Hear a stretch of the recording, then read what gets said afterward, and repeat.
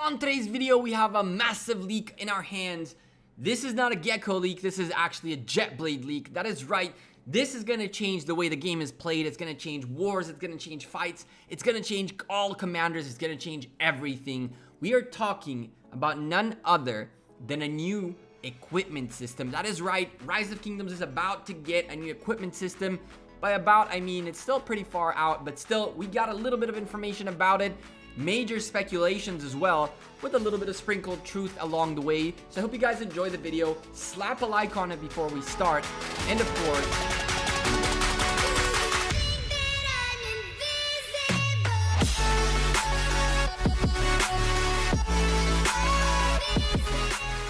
hey there YouTube, welcome back to Gekko Gaming. Today you guys will get to watch the people walk around my city as we talk about a brand new leak. That is right. Before leaving Rise of Kingdoms for a different Lilith project, Jetblade dropped a bomb on us. He left us, bam, one word, equipment. That is right, that's all he said, and as soon as that happened, my head went, red alert, get in touch with the pigeon, get in touch with any animal you can get into the Lilith Gaming office to get some more information. You gotta get some info. And so I started calling every single possible source I could. Some of these sources I haven't vetted before. I've relied on the word of a few individuals that I know about these people. And so I'm not calling this a Gekko leak. A Gekko leak is a leak I am sure of it happening, and so I guarantee to you guys of its existence. I'm so far 10 out of 10 on the Gekko leak, 100% success rate, and I am not going to risk that with this, as some of this is not 100% vetted. Now, what is the new equipment system that is coming into the game? Rise of Kingdoms have been always adamant about the fact that commanders are the focus, not the governor himself, which in a lot of games similar to Rise of Kingdoms, the governor has also a character, quote unquote, that has its own gear and things like that. That is not what's happening in Rise of Kingdoms. As far as at least I think, and this is major speculation, I believe this new commander system, this new gear system, equipment system, is gonna be for commanders.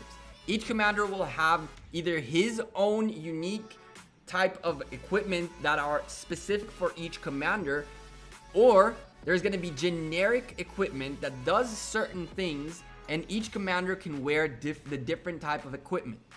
And so now we're looking at two possibilities.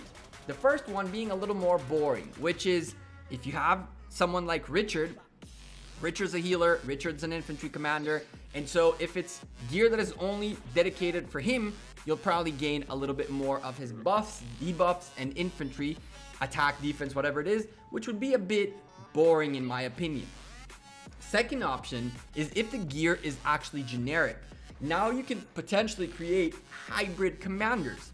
If you have gear that is geared towards infantry, attack, defense, health. You have gear that is geared towards archers, attack, defense, health, whatever it would be. You have gear that is towards increasing your troop size, gear that does all these different things that you get to pick and choose which commander gets which gear and gets what effects. Now we can go into a crazy fourth dimension of this game, which is how you set up some of these commanders to make them insanely good. A good example is Mehmed II. Mehmed is someone that you will see primarily as part of rallies, hitting structures, hitting flags, hitting cities, hitting whatever it would be. What if you could make this Mehmed a little bit of an infantry geared Mehmed? So now he's a leadership commander with infantry gear. And so you can actually make an infantry rally with a second commander that is an infantry commander with Mehmed, which people still do nowadays, but have Mehmed also contribute to that infantry stats. You can also have all these different types of combinations to the point where you can maybe even make some of these commanders better gatherers, better everything, better barbarian hunters, everything and anything. And so this new equipment system, if it's done correctly, it can really add a complete fourth dimension to this game, where now commander pairings and commander talents are no longer the only thing in this game. And of course, sending this full set of troop with the two commanders that belong to that troop Now you can actually start making combinations of troops and new combinations of commanders that are based on specific gear on specific commanders. This is going to add a complete new layer of intelligence required to be a strong player, which is actually a good thing for free-to-play players. Believe it or not, as someone who has the ability to think about how to do things, a free-to-play player can potentially be the smartest player in the game by just figuring out the stats and figuring out which type of commanders could go with what based on certain troops. Now, if you ask me how this equipment is going to be obtained, I believe that there will obviously be packs that you can spend money to get the equipment faster. Let's be real. This is a pay-to-win game, and so obviously if you spend money, you'll get the equipment, and that's that. But I believe Lilith will not leave the free-to-play players community out. The free-to-play players community is huge. And so I think that they're gonna make it so that free-to-play players can actually get equipment as well. The way I think they'll do that is either through alliance gifts, which, you know, when people buy packs, you actually have the ability to get equipment parts or something like that, or through PvE things where if you fight enough barbarians might drop pieces of equipment which you can craft into one piece of equipment with time. I think that that's the path Lilith are gonna go with. If you ask me, that would be how I would do it. Barbarians, barbarian forts, and all these events that you have PvE in them will have some sort of like an item that it gets dropped, and if you pick up, I don't know, 4 pieces of armor, then you can make the armor. If you pick up, I don't know, 10 pieces of the sword, you can craft the sword and get it. And so I think that we are gonna see with this new equipment system a huge improvement in terms of what to do, because nowadays it doesn't make sense to hunt too many barbarians. It doesn't make sense to waste your AP because there are events that are requiring you to use your AP. But now, if barbarians and if barbarian forts and if any other environment type of NPC can give you potential equipment, you now have the ability to grind the game to potentially get that equipment leveled up and be at a point where even without a maxed out legendary commander, you can potentially get his gear maxed out, and so get him to a point where even though you don't have the legendary commander sculptures for him yet, you do have the gear available. I know for a fact, I can tell you this for a fact, Lilith will not abandon the free-to-play players. Lilith will make it so free-to-play players have a way to get this equipment. I don't think it'll be an easy way. I don't think it'll be abundant, and I think it'll require grinding, but as long as they leave a door open for the free-to-play community to be able to gain this equipment and equip their commanders, it's going to be huge. It's going to add so much to the game, and now you're going to start seeing commanders that are not necessarily your typical commanders you see on the battlefield. You're going to start seeing potential troop mixes rather than a full army of certain types of troops, because now you have all this different equipment that, if it's not commander centric but it's generic equipment that all commanders can wear, you can get to a really cool situation. I think that one more thing that we're gonna see is Lilith are gonna do something like they did with the talent trees, something that you can go into kind of like the talent pages. You can go into the pages and set up your gear for certain types of things, and then you can go into each commander and just give him that setup and just equip him that setup. That way you don't have to always, you know, click and remove and then add and things like that. I think that Lilith will add something so that you can set up like a template of gear, and then all you gotta do is plunk it into the commander you want to use it with and then use that commander. I don't think that we're gonna see massive amounts of equipment sets out there. I think that what people are gonna do is they're gonna focus on one specific set of every type of thing, rather than having 2 infantry sets, 2 cavalry sets, things like that. You'll have one of each and then take it off commanders and put it back as you need. I think that that's how things will be. I don't know whether there will be gear that will be specific for types of troops, specific for anything. It might just be something that if you wear a helmet, you get an extra 5% defense. If you have a sword, you get that. If you know, it could be as very something that's not as in depth as what I'm saying. But if Lilith really want to take this game to the next level, they want to make the gear so that now the gear has just as much importance as the type of troops and the type of commanders you send. Again, nowadays, all you send is 2 commanders with 1 default set of talents that you never changed because you picked up the talent tree based on someone who gave you a good talent tree, and you're sending full set of troops without those 2 commanders, and you're over with, and you go fight and come back. Now, there can be a potential where you see a certain set of troops with a certain set of commanders, and so now you're not only going to set a counter, but you're also going to put this extra gear that is going to guarantee you a victory.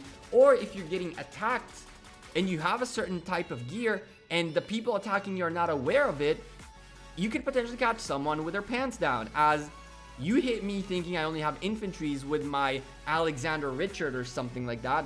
But turns out my Alexander is super tanky with crazy attack boosts, while the Richard is not only super defensive with extra tank, whatever it would be, defense or whatever it would be, but he also has a little bit of archer stats because of the gear, and there are actually archers within that march, and those archers will be crucial because, or cavalries I guess it would be, because now that you send your archers against the infantries, the little bit of cavalries with the extra buff that Richard would have from his gear would now be substantial to withhold that archer's attack.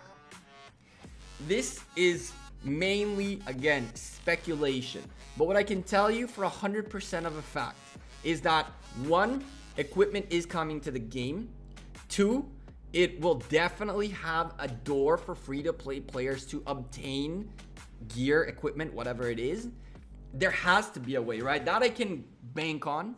And the third thing that I don't know about 100%, but I'm pretty confident about, with about a 75%, is that the gear will be more towards commanders than it is towards like your governor, so that you would actually have sets and you can have multiple types of gear on multiple commanders on the battlefield, rather than 1 set of gear that is on your governor profile, and that's what is giving extra buffs. What do you guys think? Leave me a comment down below and let me know what you think about a possibility of an equipment system in the game. Do you guys like that? Do you guys not like that? I think that it's a good beginning, but to really take this game to the next level war-wise, we're going to have to see some sort of formations introduced to the game, so that now you can send mixed types of troops in certain formations to beat other formations and sets of troops that your enemy has. Another thing that I'm pretty confident in is that we're going to see Lost Kingdom happen faster than we thought. I thought that the 2nd season of Lost Kingdom would come after the end of Osiris League, but I'm hearing about massive complaints of just boredom, which I'm part of them. And so it's kind of weird, because the way Lilith did the 1st season of Lost Kingdom is that they had Continent 1 started up, 2 weeks later 8 more continents, and a month or so later another batch of continents, and now there's a brand new batch of continents going into Lost Kingdom.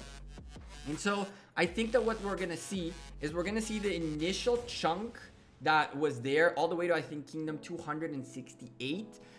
Those guys are gonna get a brand new Lost Kingdom Season 2 together at the same time. With if you ask me, I thought it would be after Osiris League, but now because of what I know, that people are really bored and complaining and kind of taking a backseat to the game because there's nothing to do, I think we're gonna see it happen throughout Osiris League, and we'll have a little bit of an overlap. I don't know if it'll be a crazy overlap. I don't know if Lost Kingdom Season 2 will be announced next week or next month, but I definitely don't think it'll be in 2.5 months when Osiris League ends. And this is just based on the amount of people complaining. And the way I know this is because a lot of you are complaining to me. A lot of you are complaining in the Rise of Kingdoms Discord. A lot of you are complaining everywhere. And so when that happens, I'm assuming their customer service is getting blown up, and we're gonna probably see Lost Kingdom Season 2 coming faster. And so here's the deal. To wrap up this video, new equipment coming into the game. Most likely there will be a door for free-to-play players to go through and get their gear for free by grinding the game in some shape or form. I don't know yet what it is. Maybe it'll be only alliance gifts, maybe it'll be PvE, maybe it'll be event rewards that'll be easier to get. Maybe you'll be able to get them out of supply boxes, out of maybe a Lohar thing can drop. I don't know. But I believe that Lilith will make it so that free-to-play players can get gear as well. And the final third thing is that it'll most likely, I think, be geared towards commanders rather than towards governors. Those are the three major points I wanted to get across. Hopefully, the final, star is that the gear will be generic for each commander, so you can put any gear on any commander rather than specific gear for specific commanders to make things much more interesting. But even if it's the latter, where each commander has its own gear, it'll be cool to see how even a maxed out legendary commander now has to also max out his gear, making things even more interesting and even more competitive. And of course, a party for the pay-to-win players. Anyway, I am Gekko. I'm out of here. Thank you guys very much for watching this video. If you found it informative, if you have your own speculations, again, leave me a comment down below. Let me know what you think about this whole situation. Twitter, Facebook, Instagram, Discord, all in the description as well. Go hit a like on them. Come say hi on Instagram. Come say hi on Twitter. Come say hi on Facebook. Discord group popping. Almost 1,350 members in it, and we're growing every day. Thank you guys very much for all the continuous support. I'll see you guys sooner rather than later. Take care. Peace.